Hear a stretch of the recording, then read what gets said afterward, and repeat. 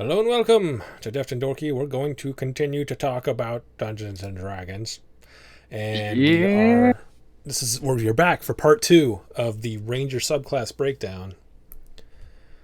Let's jump right in because it took a long time to get through the ones we got through last time. So Yes, we it should be able to did. finish though. We Oh went yeah, through. We did 4 last time. There's 4 we did left. 4 last time. We should be good here. All Cool. right. So picking back up at Horizon Walker.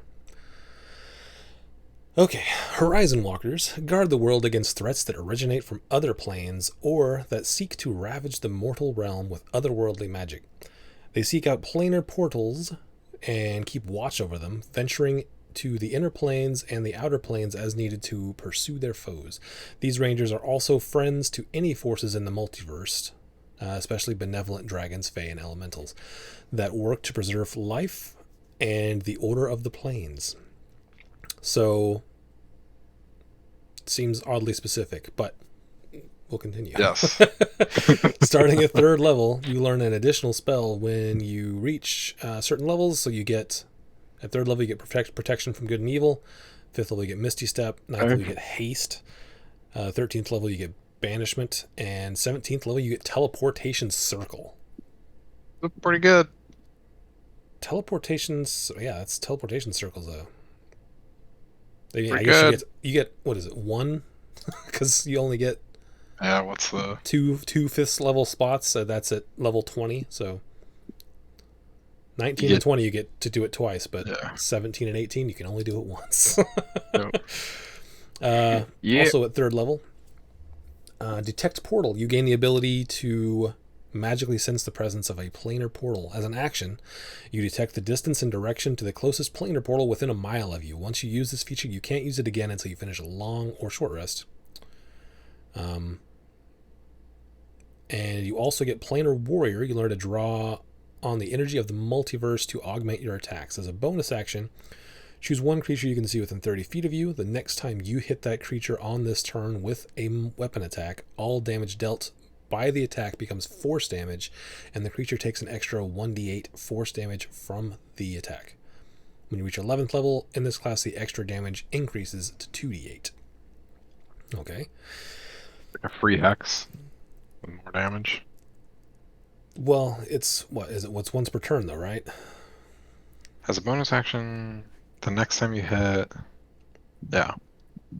Yeah. So once Does per it carry turn, over? it doesn't. I No. don't think it Okay. does. So it's like a Okay. really bad hex. Yeah.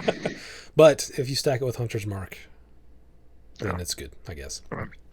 Do Um, rangers use their bonus action for much else? oh, I guess you would use it for Hunter's Mark, but Hunter's Mark, and then there's some. I think there's some arrow spells like Lightning Arrow, things like that Yeah. that cost a bonus action.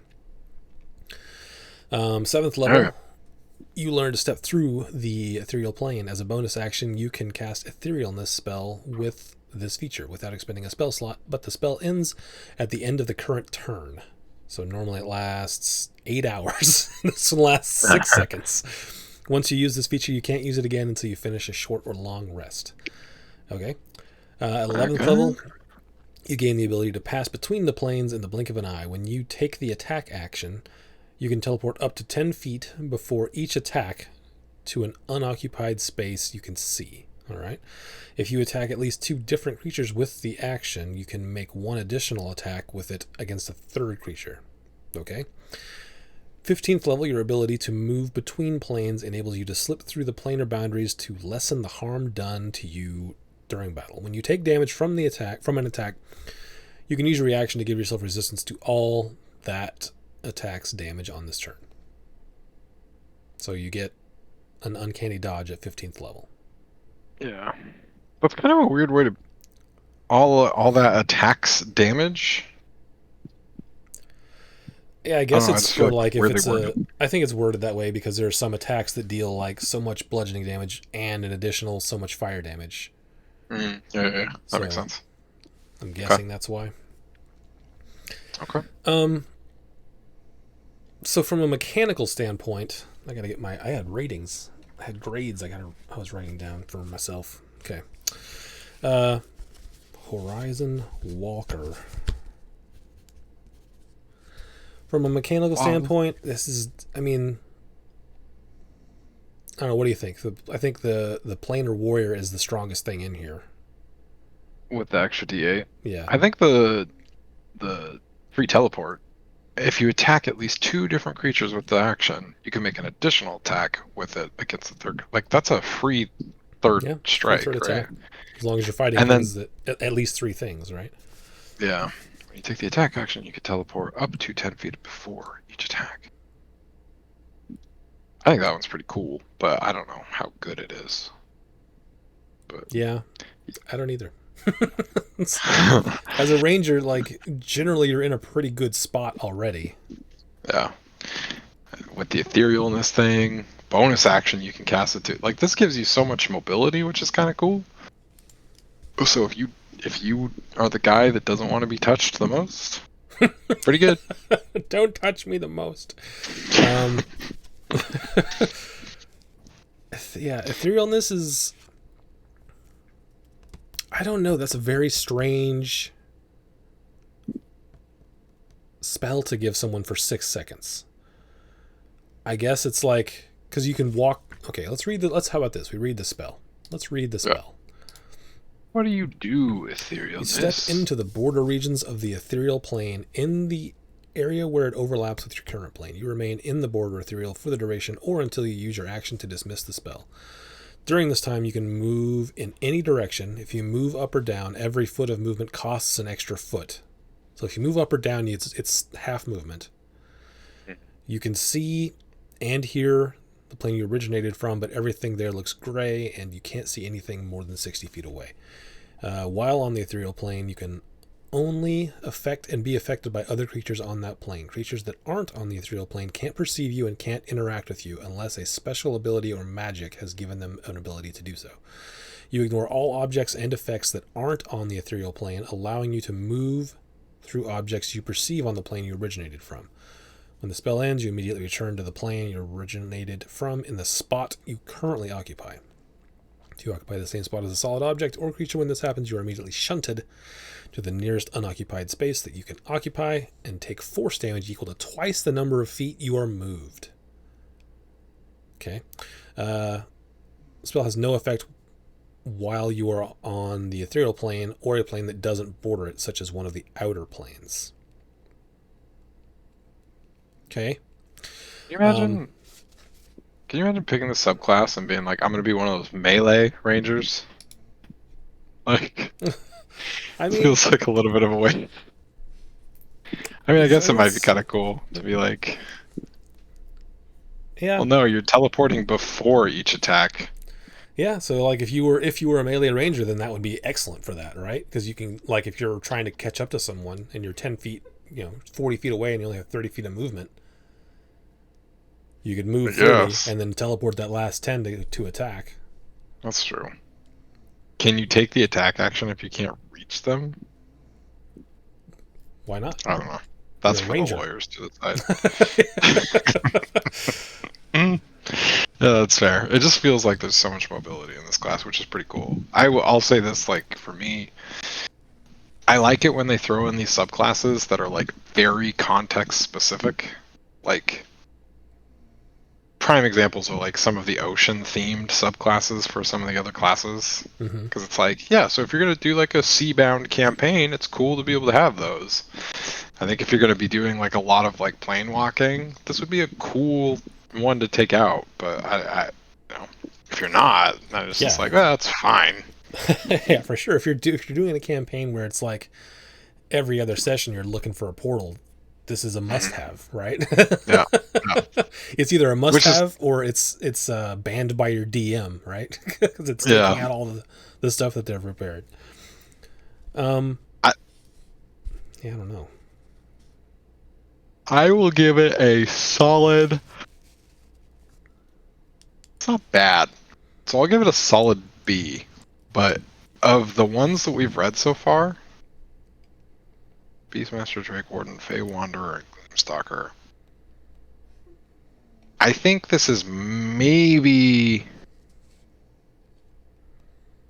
tied for the worst. Mechanically, you think? Yeah, I mean, like, which of the other ones would you take over this one so far? Over this one, Yeah. I would definitely take. Yeah, I think all of them except for Fey Wanderer.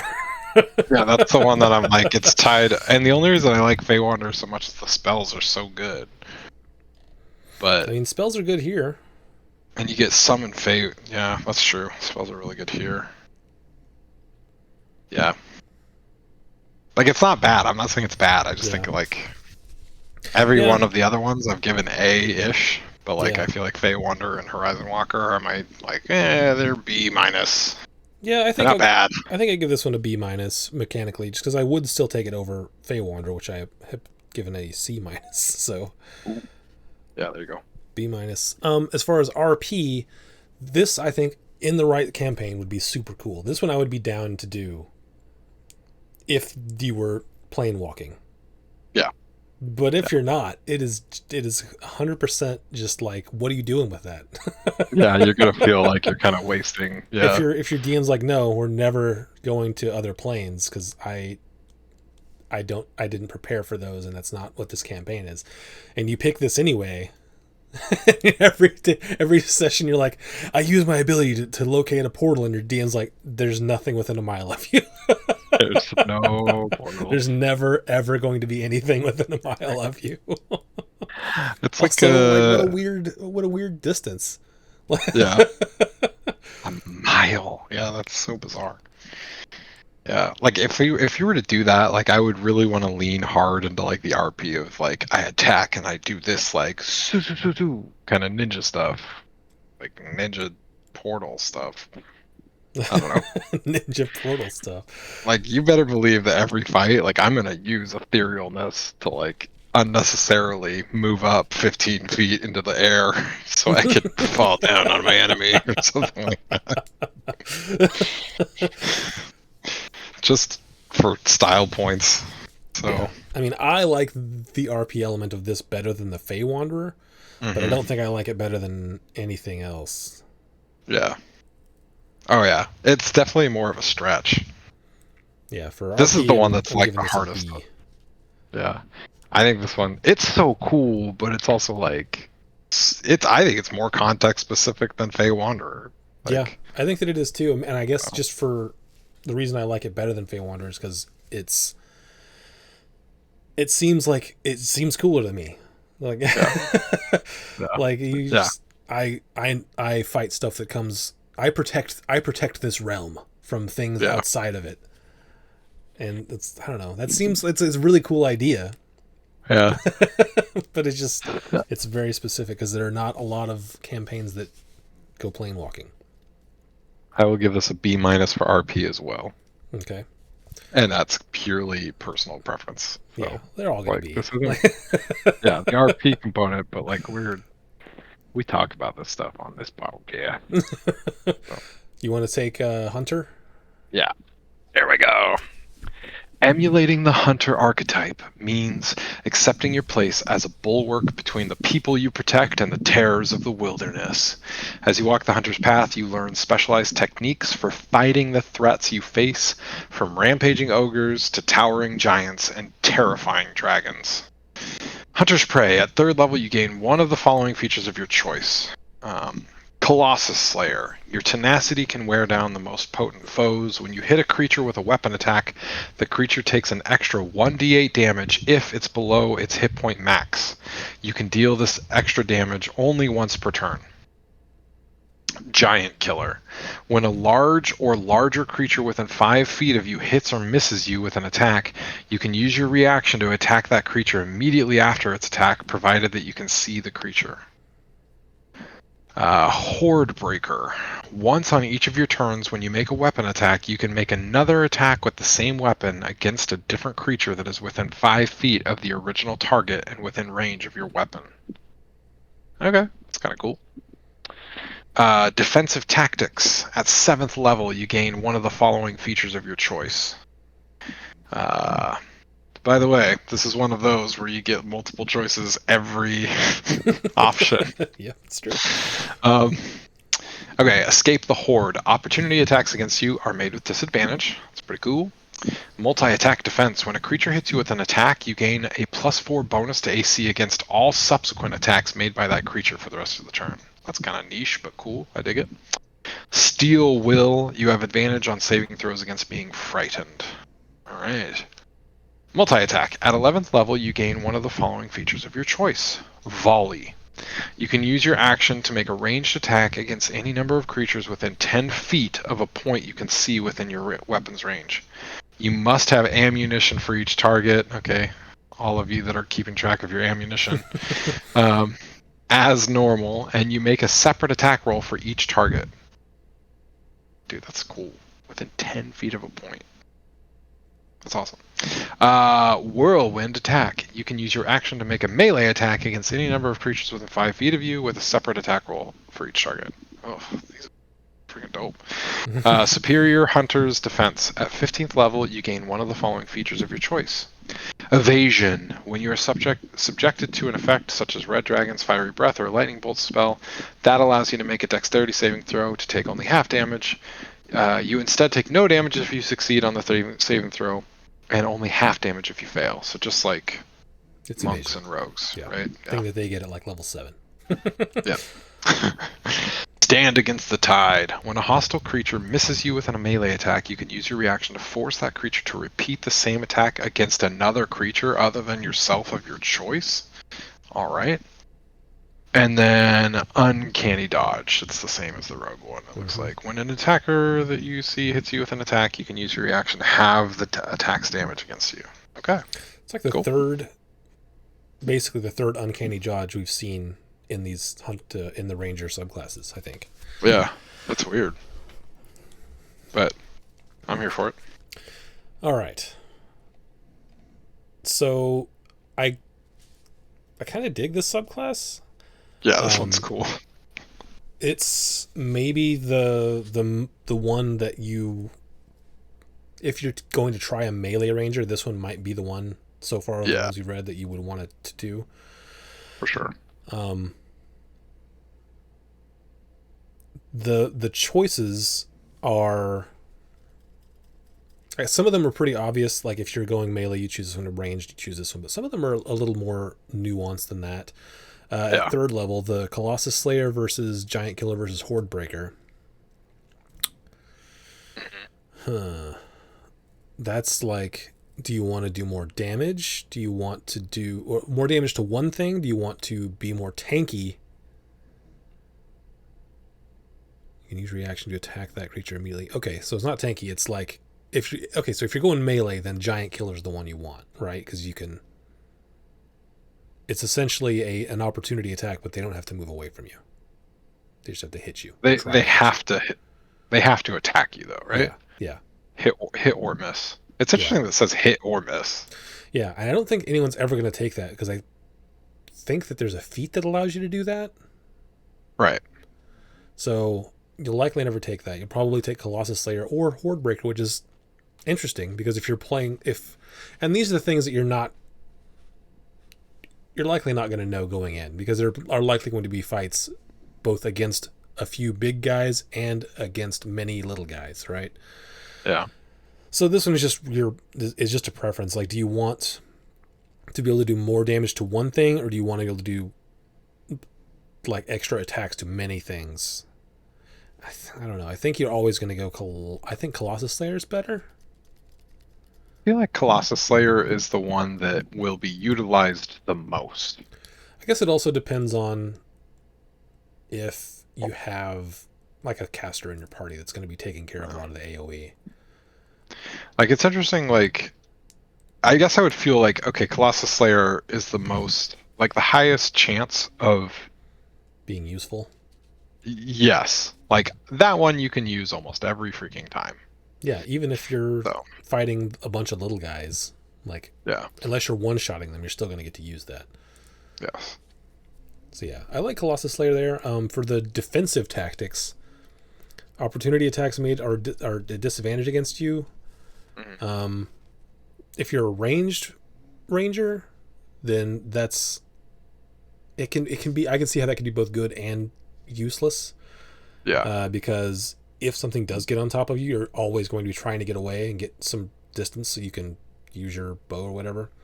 But at the Right. same time, generally you're not going to be within melee of stuff. So it's I can see it going either way. The multi-attack defense, I think that's for if if you decide to go melee. Yeah. Um, I think it's I cool, don't know. but Yeah, like, it's how cool. often do you get melee? You know, Yeah, it's. I like when I'm they trying to do put kind of myself in different there. stuff like that. Yeah. And then having advantage against being frightened, I think that there's other stuff that can give you that too. So I mean, Yeah. You're probably taking escape the horde, the you think? opportunity attack, either that or the multi attack. I don't know. Yeah, I It don't guess think I depends would on take your steel game. will. Yeah. And yeah, obviously it depends on who else is in your party. Like, do you have a tank, someone that's going to be out in front a lot of the time? Because if Yeah. not, then yeah, maybe one of these other things is going to be. And again, if you're going melee, I think multi-attack defense is the way to go. If you're going ranged, I Yeah. could see either multi-attack or escape the horde. Backing up just slightly, the Yep. third level thing, with the reaction to attack that creature, they have to be larger. Oh yeah, So that is a that makes bummer. that less appealing. Yeah, that means that the feat is I better. yeah, I forgot about that. Yeah, I can only kill giants. Yep. Yeah, so you're probably never going to take that. At 11, the multi-attack is pretty cut and dried. Like, do you use bows or do you use melee weapons? Yeah, exactly. Which, if you're like, Exactly. the whirlwind attack is super cool, and I would love to It's have really it cool. on like a barbarian. Yeah, for real, dude. But volley is really cool. Like for a Oh, ranged character to get that, volley is great. I think volley is really cool. man, that'd be so many creatures potentially. Yeah, it's. I mean, Uh, it's not as big as a fireball, but it's very like. yeah. Let's see, within 10 feet of a point you can see. So 5 feet would be 4, and then 12 plus 4, 6. So up to what is that? 16. Okay. I mean that's really cool. That's a That's a lot of lot. dice to roll. Yep. Because you have to do a separate roll for each one, right? Yeah. Yeah. I mean it's fun. I would use it. It sounds super fun to me. Yeah. And then the level 15 thing is a bit underwhelming because it's like two things that rogues get like at level 2 or 7 or whatever. And then Super stand good, against the but tide. yeah.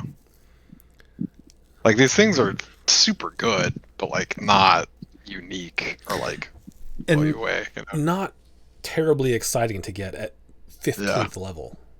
Yeah. But either way. I do like this one mechanically. I think it's interesting especially at the lower levels. And volley. Volley sounds super fun. So I Yeah. will be giving this one a. Do I give this like an A minus? It's like A minus B plus territory for me. I think. Yeah. I think, especially because I play with so many new players, like I would love to be like, yo, if you're gonna play a ranger, do this one. Like this, I feel like it's the most. Yeah, yeah. It just seems so simple, you know. Yeah. So Yeah. There's not like a it's not. whole. There's not like you get a thing and it has like 50 if then statements. Yes. Yeah. So I like it. Like I would play this subclass honestly. So I'll put it an A for Yeah. mechanically. I'm giving it an A minus mechanically. If I'm treating this objectively, I'd probably be with you at A minus. But They're close enough. For it's a RP, tier list, man. for RP, I kind of like this one. I definitely like this one more than Fey Walker or Horizon, or Fey Wanderer, Horizon Walker. Yeah. This is totally a thing. Like this is totally a thing you could play like Aragorn, right? Yeah. I think of like I would give it so like if I gave Beastmaster and Drake Warden like S level RP, this is probably an A plus, like just below it. Like I don't know, something about this is just like I get like Horizon Zero Dawn vibes. Like I'm protecting my tribe from these animatronic dinosaurs. I don't know if you've ever played that game, but it's like it just seems so freaking cool. Like I am the guy that the tribe trusts with the protection of. I don't know. So like it is funny that you mentioned that barbarian. Like it'd be cool, like barbarian and whirlwind attack. I'm like, yeah, I would want to find a way to make that work. Honestly, like screw all the spells that I wouldn't be able to cast. Just let me whirlwind attack. Let me take this to level 11. Multi-class 11 into ranger, 9 into barbarian. Yeah, there you go. Uh, okay, cool. Yeah, for RP, I think I give this one an. I haven't really given anything an S tier, but if I were to go back, I guess I think Beastmaster is my only S tier. Drake Warden is like A plus, but this one I think is just Yeah, yeah, I would agree with that. That feels right. All right. So Monster Slayer. You have dedicated yourself to hunting down creatures of the night and wielders of grim magic. The Monster Slayer seeks out vampires, dragons, evil fae, fiends, and other magical threats, trained in supernatural techniques to overcome such monsters. Slayers are experts at unearthing and defeating mighty mystical foes. So immediately this sounds like Van Helsing. Okay, third level, you learn an additional spell. Okay, you get additional spells. You get protection from evil and good, zone of truth, magic circle. What's magic circle? I know, like this is the first time I've ever read that spell. Center of point you can see. Choose one more. Oh, okay, this is the one where you make a circle and then like you specify what creatures can not enter the circle. So that fits. Okay. Yeah, so you set it up and you can choose undead, and then undead can't willingly enter the cylinder by non-magical means. So that's okay. Banishment and hold monster. Also at third level, you gain the ability to peer at a creature and magically discern how best to hurt it. As an action, choose one creature you can see within 60 feet. You immediately learn whether the creature has any damage immunities, resistances, or vulnerabilities, and what they are. If the creature is hidden from divine magic, you sense that there is no damage, immunities, resistance, or vulnerabilities. You can use the feature a number of times equal to your wisdom modifier. You regain them on a long rest. Also at third level, you can focus your ire on one foe, increasing the harm you inflict on it. As a bonus action, you designate one creature you can see within 60 feet of you as the target of this feature. The first time each turn that you hit that target with a weapon attack, it takes an extra d6 from the weapon. This benefit lasts until you finish a short or long rest. It ends early if you designate a new creature. So it just lasts forever, basically. If you don't rest, it's still on whatever creature you last put it on. Interesting. That's very interesting. No duration. Yeah, it's just it lasts until you finish a short or long rest. Okay. Or it dies. Yeah.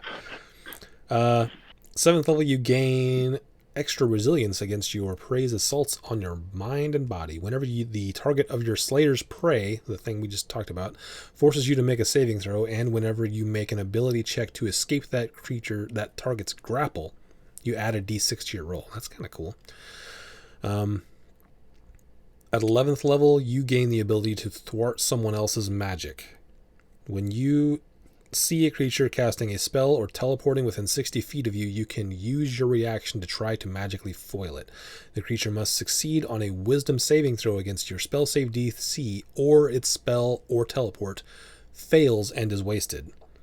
Once you use this feature, you can't use it again until you finish a short or long rest. That's kind of cool. At 15th level, you gain the ability to counterattack when your prey tries to sabotage you.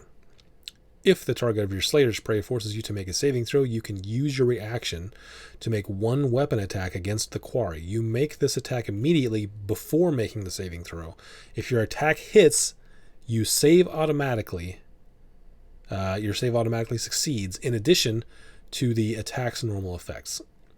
This one seems super cool. That is awesome. I love that. So,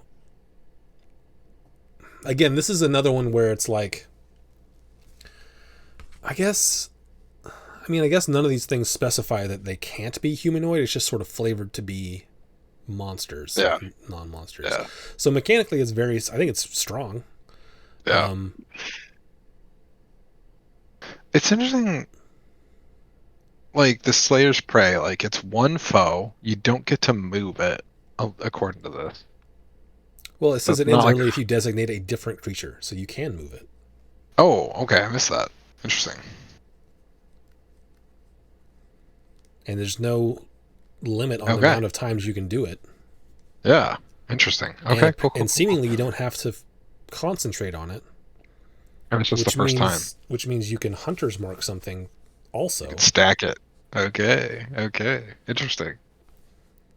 So if you get combat that lasts 2 turns, you can essentially Slayer's Prey, Hunter's Mark, then you get, whatever you're like a crossbow 1d10 and then 2d6 from each of these. Yeah. Well, the only difference is the Slayer's Prey, only the extra damage is only the first time you hit it. Right, not each every. turn. Yeah. But still very strong. Like you're never getting more than 2 attacks a turn anyway. So the 15th level thing, I want more stuff like this. Yeah, that's super cool. Like if you're gonna make like, here's your subclass at the 3rd level, you get something that is a cornerstone to what you do. Like I think it's cool when every. I just want more stuff like that. It's like you get this cool thing, and every 7th, 11th, and 15th level just gets a little bit better. So yeah, or and it doesn't have to be like a numerically better. It can just be like a new way to use it, and it's even cooler, I think. But yeah, so mechanically, I like this one.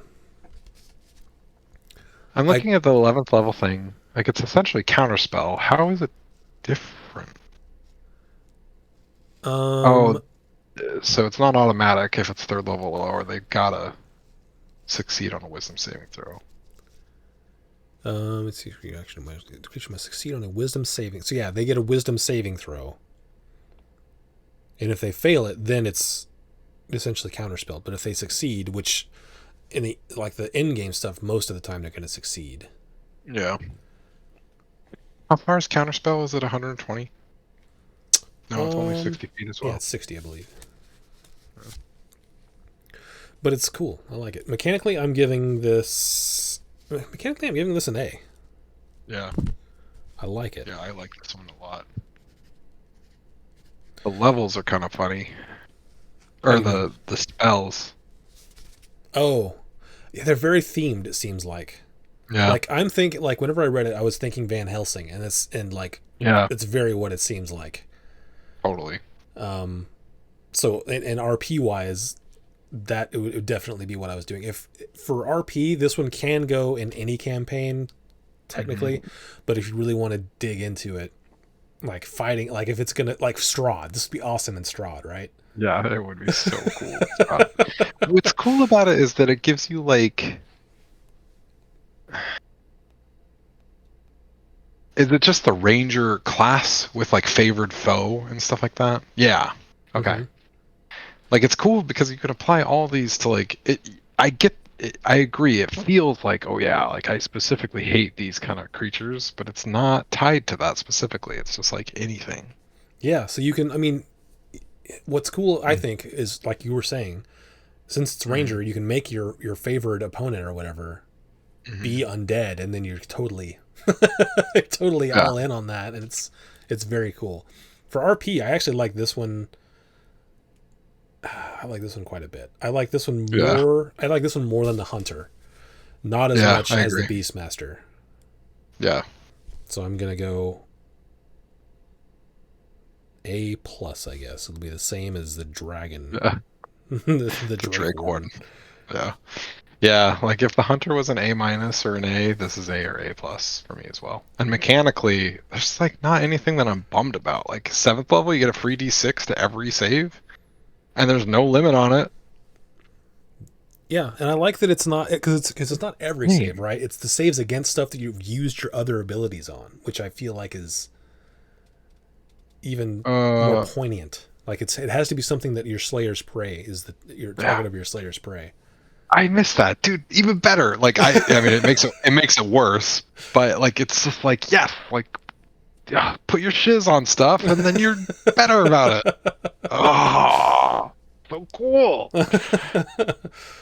I want more subclasses to do this, where it's just like this is the thing you do, and it gets better every time. The only one that doesn't get better, okay, the 11th level applies to everybody, right? Yeah. Okay, cool. Yeah, so that's Okay. just anything. Which I think is particularly cool about the 11th level thing is that it's Mhm. casting a spell or teleporting. So there's a lot of Yes. monsters that get spell-like effects which are not Hmm. counterspellable. But if it's a Yeah. teleport, then you can totally stop it. Yeah, that's a feel good when you can stop them from running away. Yeah. I dig, I dig, I dig, I dig, I Yeah, dig. I like that one a lot. Like that makes me want to like play this in like a Strahd campaign or something. Very Would be Van dope. Helsing esque.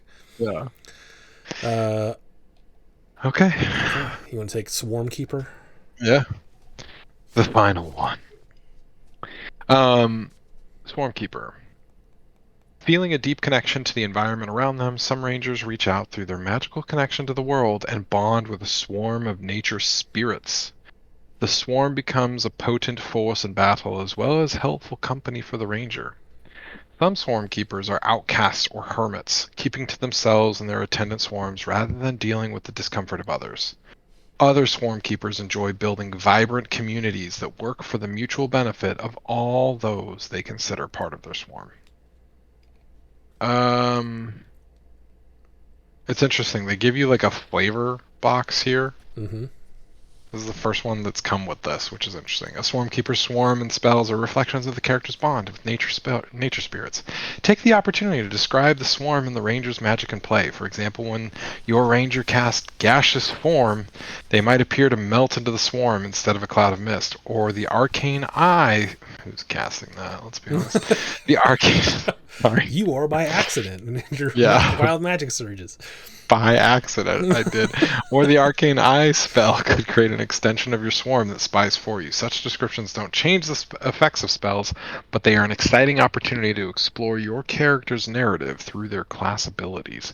For more guidance on customizing spells, see the personalizing spells thing in Tasha's Cauldron of Everything.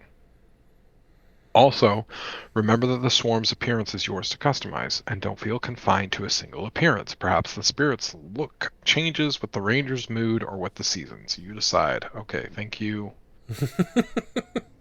Wizards of the Coast team. Third level Swarmkeeper feature, Gathered Swarm. A swarm of intangible nature spirits has bonded itself to you and can assist you in battle. While you're alive, the swarm remains in your space, crawling on you or flying and skittering around within your space. You determine its appearance, or you generate its appearance by rolling on the swarm appearance table, and they give you a D4 list of options here. Um, on each of your turns, you can cause the swarm to assist you in one of the following ways. Immediately after you hit a creature with an attack, the attack's target takes 1d6 piercing damage from the swarm. The attack's target must succeed on a strength saving throw against your spell save DC or be moved by the swarm up to 15 feet horizontally in a direction of your choice. I was like, why not vertically? And then I realized You can't. They don't want you I'm, dropping them. I'm not I'm not moving. I'm looking at the map top down in my mind. I'm like, Oh. why can't they go like that? You are moved by the swarm 5 feet horizontally in a direction of your choice. That's interesting. Okay. They're like rooks that only get half the movement. Yeah, exactly. Uh, it is. You can't move diagonally. Is that what that's saying? No, it just means you can't move vertically, like Like up and in the like yeah, air. you Yeah, can't yeah, move them up then drop them, move them up, yeah. drop them, that kind of thing. Swarmkeeper magic. This is also third level. You learn the Mage Hand cantrip. If you don't already know it, when you cast it, the hand takes the form of your swarming nature spirits. That's kind of cool.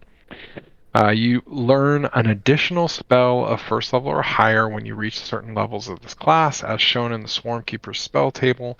Each spell counts as a ranger spell for you, but it doesn't count against the number of ranger spells you know. Third level, Fairy Fire and Mage Hand. Web at 5th level, 9th level Gaseous Form, 13th level Arcane Eye, and 17th level Insect Plague. Writhing Tide, 7th level Swarm Keeper feature. You can condense part of your swarm into a focused mass that lifts you up. As a bonus action, you gain a flying speed of 10 feet and can hover. This effect lasts for 1 minute or until you're incapacitated. You can use this feature a number of times equal to your proficiency bonus, and you regain all expended uses when you finish a long rest. That's a little cool, neat little bonus action flying.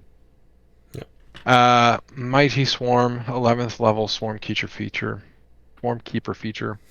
Your gathered swarm. I know. This has been my least favorite one to read.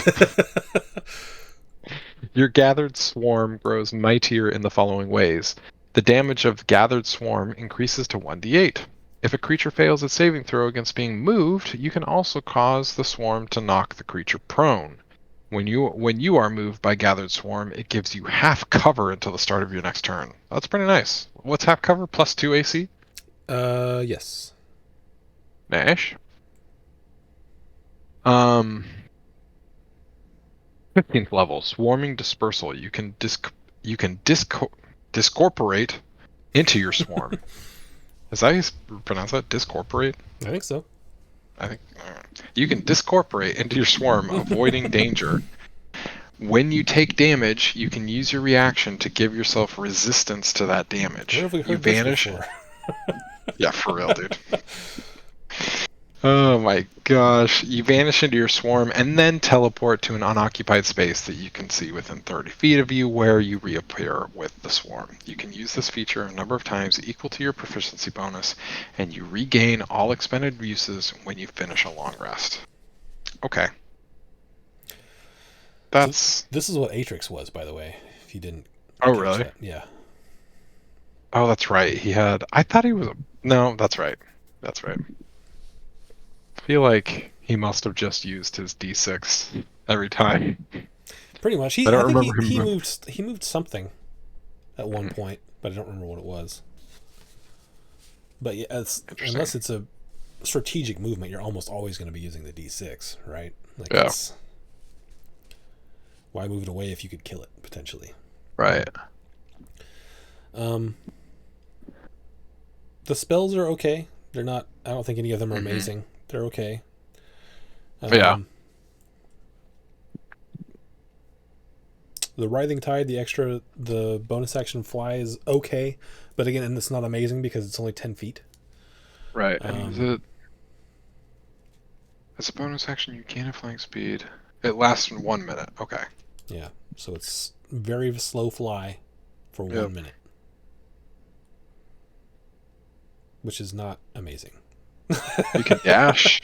You can dash, I guess. Dash.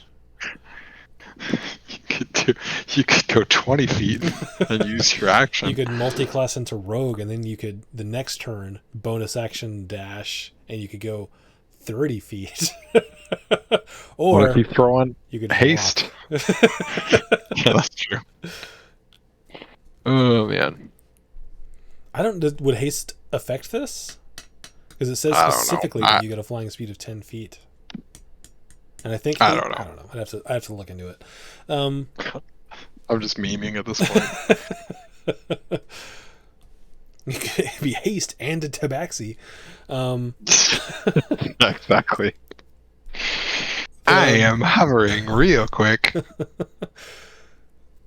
Then at 11, it gets a little better. Your swarm, it's a D8 instead of a D6. Yeah. At 11th level, that feels... I don't know. Yeah, mechanically it's not amazing. I don't think it's as good as some of the others. Yeah. And I'm growing weary of seeing the 15th level feature be Uncanny Dodge. Yeah, it's so weird. Like, every time. Not every time, but a lot of these. Like, what is that about? Yeah, mechanically I think this is like C+ for me. Yeah, it's not great. It's funny, like this one might be the widest disparity between mechanical and RP. That, well, I don't know. I think Beastmaster might be the widest because the mechanics of Beastmaster are actually quite bad if you take the player's Yeah, handbook version. yes, um, that's true.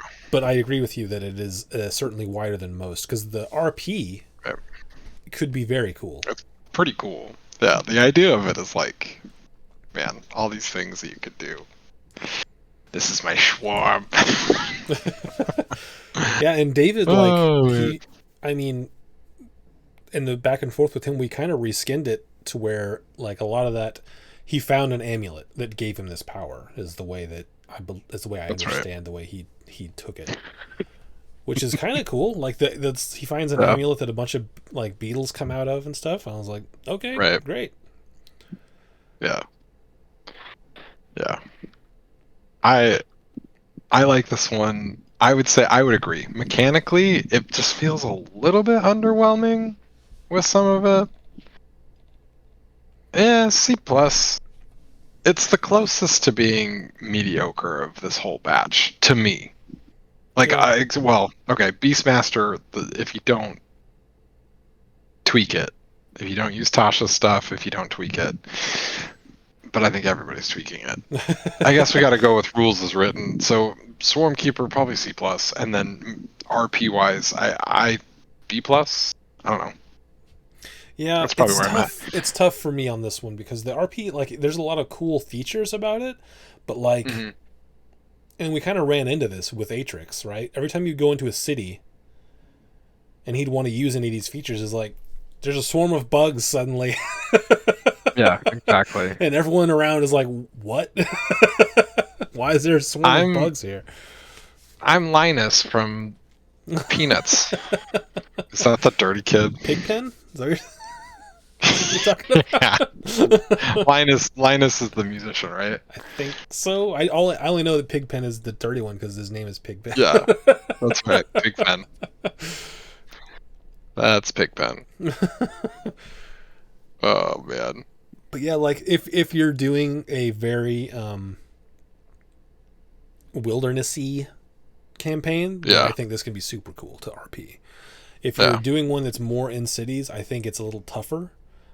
Obviously, can still be done, but like as we ran into with Atrix, like, yeah, I want to move that over there. I'm like, okay, everyone around you sees a swarm of bugs and is like either gonna try to kill that swarm of bugs or run away from it. It's like not very conducive to Uh, city relationships.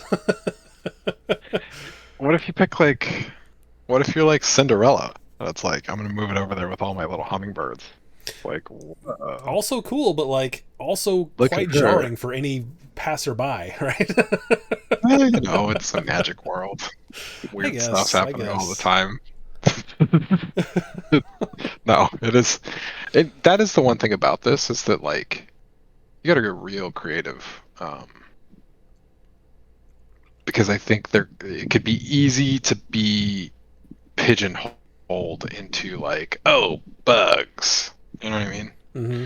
So, but And like, I guess you could try to reskin it to where it's almost like a force user, like Jedi type thing, where you don't actually see the swarm.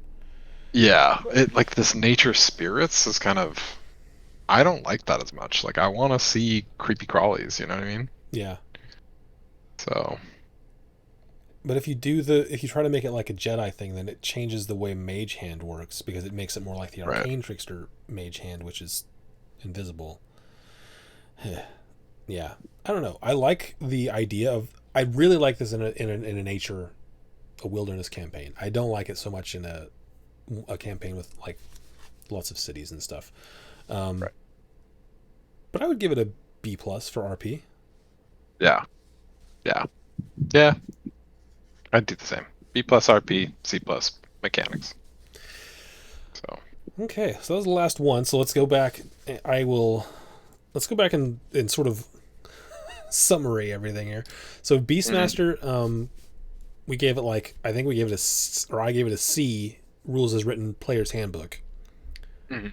I think I gave it a B for Tosh's, and I think that you could round it out to an A if you get a DM that's willing to work with you and sort of combine them. Yeah. And then Should. S tier for RP for me, because that's Yeah. having an animal pal seems like the coolest thing.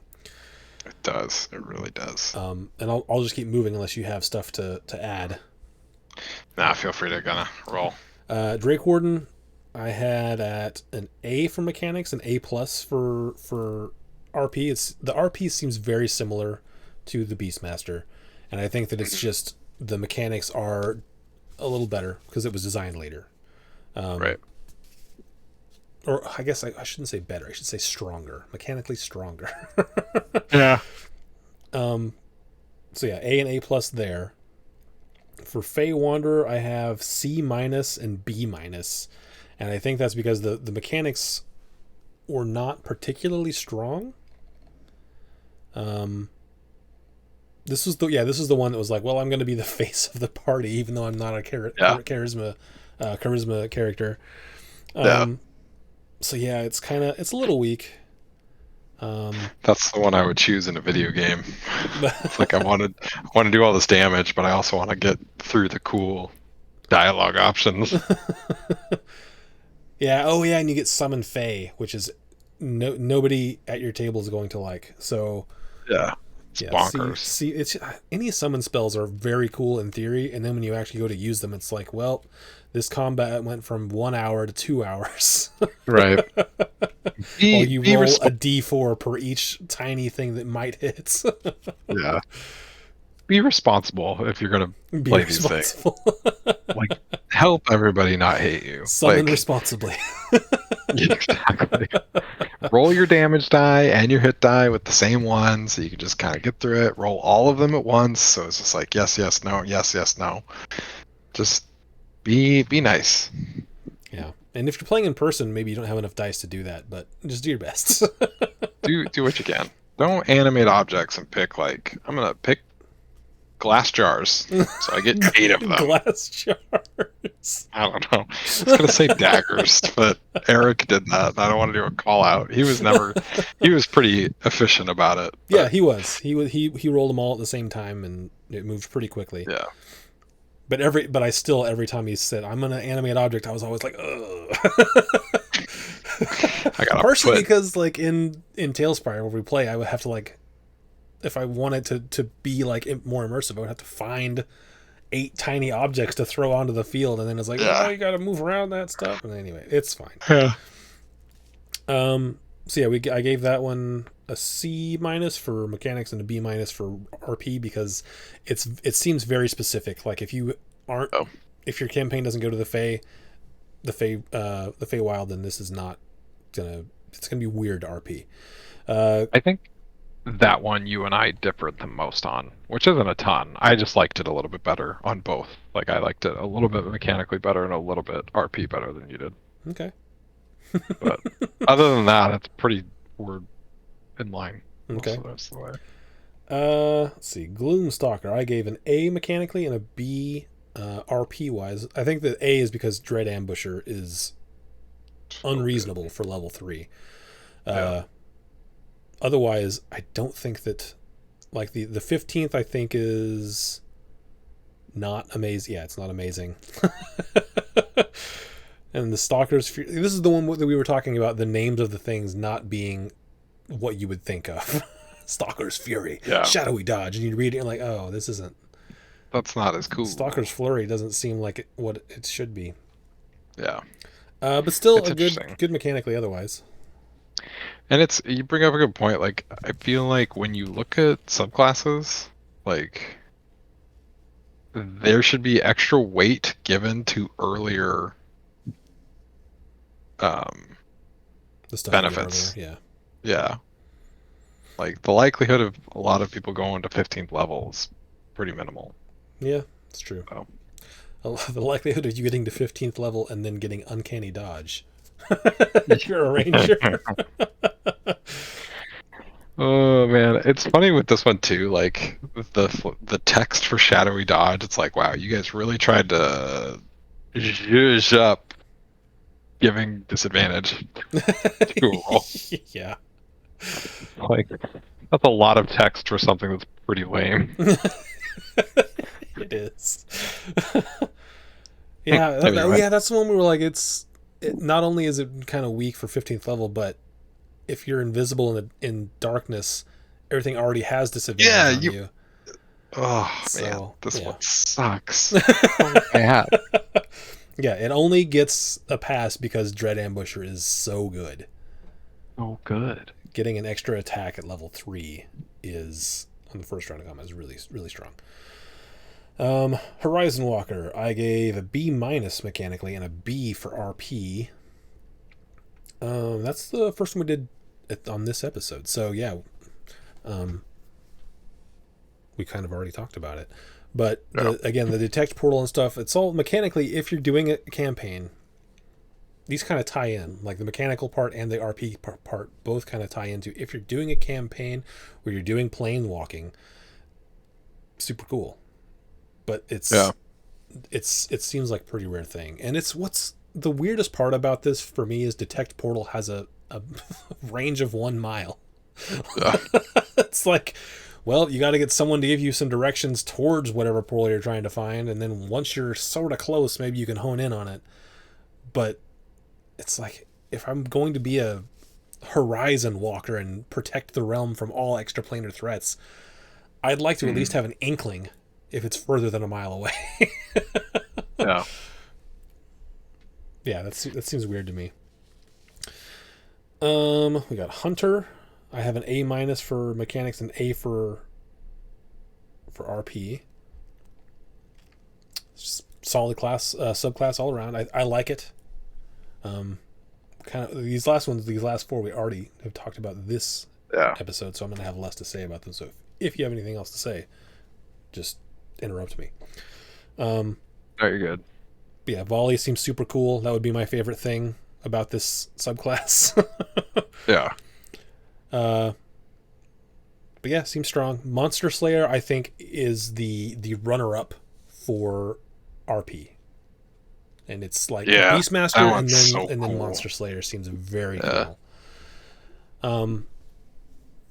Yeah, and I mentioned Van Helsing a lot, but like you could do it for anything. Like you could any of your favored. Like even in my campaign that we're doing right now, there have been a lot of aberrations. Mm-hmm. So if you were to do it for aberrations, I think it would be super cool. Yeah. It's funny, like we're not through the whole list yet, obviously, but like I feel like people pick this stuff for different reasons.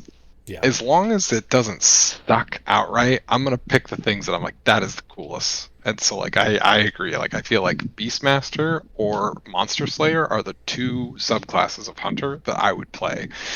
Even though I think a lot of people would be like, well, Gloomstalker's the best hand down or whatever, right? Yeah. It's like, yeah, but it's not as cool. It's not as cool. Absolutely. Yeah, I agree. 100%. Yeah. And I think that something maybe some people get sort of hung up on is like, yeah, these are the subclass things, but it's not like you still have all the features of your just class. It's not like this is all you get. You still get an entire, like, all these other things. You get to pick a fighting style, you get favorite enemy, natural explorer, and there's alternates to those in Tasha's if you want to look into those. But like, there's all these other things you get as a ranger or any class. And it's not just your subclass. Your subclass, the subclasses that are like mechanically the most interesting are the ones that you can tie into your regular class stuff, such as Monster Slayer. Right. If you can pick a favored enemy that ties in with your Monster Slayer stuff, that seems super cool to me, and something that I would want to do. Yeah. The last one is Swarmkeeper, and I have a C plus and a B plus, mechanically and RP wise, respectively. Yeah. So, yeah, we just talked about that one, so there's not a whole lot more to say. I think that it can be cool. Again, if it's more dependent on, I feel like it's more dependent on your campaign. Like I said, I wouldn't want to run that in a campaign where you're going to be in a lot of cities, just because I feel like the the ability to keep a low profile in a city is something that I value. Yeah. Not like that I only will keep a low profile in a city, but just the if I want to use my things that my class has and not draw a Hmm. lot of attention, I want to have that option. Yeah. Does Mage Hands? I guess it is visible. It doesn't say that it is invisible. Yeah, it says in this particular thing, like regular mage hand, it's a ghostly like hand. It's Yeah. invisible if you're the arcane trickster rogue, and then in this swarmkeeper one, it mentions that it looks like your swarm. It's Yeah. basically just reskinned. Takes the form of your swarming nature spirits. So yeah, but I think the big takeaway for me on Ranger subclasses is that Beastmaster and Monster Slayer are the coolest. And I think both of those, if I'm not mistaken, are PHB. Oops, that's not what I wanted to do. Ranger. I can go here, I guess. Of course it is. Player's Handbook. Classes. Ranger. Ranger. Ranger archetypes. So Hunter and Beastmaster, I guess, are the only ones. So I'm not sure where that came from. Was that? It must have been. It must be Xanathars? Yeah, it's Xanathars. Okay. Yep, Xanathars. So there you go. I think, yeah, I like Beastmaster a lot. I like Monster Slayer a lot. Yeah. Do you have anything to add? No, those are my two favorites as well. I got lost in the weeds a little bit for a second there. I was looking up like how, like for example, Gloomstalker, the 15th level thing, like how mathematically powerful is advantage or disadvantage? It's And the average, +5 or -5. Is that what it is? Average? it's 3.3. Okay, so less than So max. yeah, and I'm just like, dude, I don't know. Like that's just the rolls though. Like if you're there's too many other factors because their plus to hit is going to be different and your AC will be different. So yeah. I it's interesting to me like Swarmkeeper for me aside from Beastmaster rules as written the widest disparity between like how mechanically good we think it is versus the RP level. Mm-hmm. So I don't know. I just think it's kind of interesting that Swarmkeeper was that. Uh, yeah. This makes me want to try Ranger, but only for like something like Monster Slayer. Like Beastmaster's fine. Like it's funny, and all the kind of games and stuff like that that allow you to have a companion. I've never like wanted to like. I just want to focus on my one guy.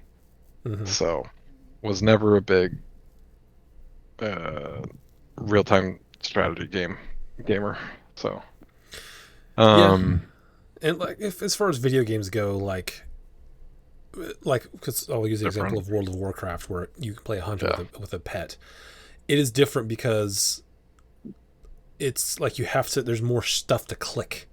Like it's Right. harder to effectively like efficiently use both you and your pet. Whereas Right. in a game like this, Yeah. everything is turn based, so it's like Yeah. it's all it's a little good. more manageable. Yeah. But this definitely makes me want to play a Monster Slayer or a Yeah, dude. Beastmaster. Monster Slayer's so cool. Like even just thinking about it now, it's like maybe I put that one above Beastmaster, but Yeah, I can see that too. Like the uh more we talk about it, I'm like, man, that does sound really pretty cool. cool. Oh. Okay, But we'll have to anyway, do this again. This was fun. yeah. This was like because I think a lot of people do these tier lists of like how mechanically strong things are, but it's just like, but what's the disparity between like what are some of the strongest spell? Like okay, Totem Warrior Barbarian. Hmm. Like a lot of people are like, oh, that one's such a broken subclass, and I'm just kind of like, yeah, but like I have almost zero interest in playing it. Like I don't know why. Like the flavor of it just doesn't entice me, and maybe I should go back and read it and think creatively about how I could apply it. But it's just like I don't know, you know. Yeah. Yeah, So 100%.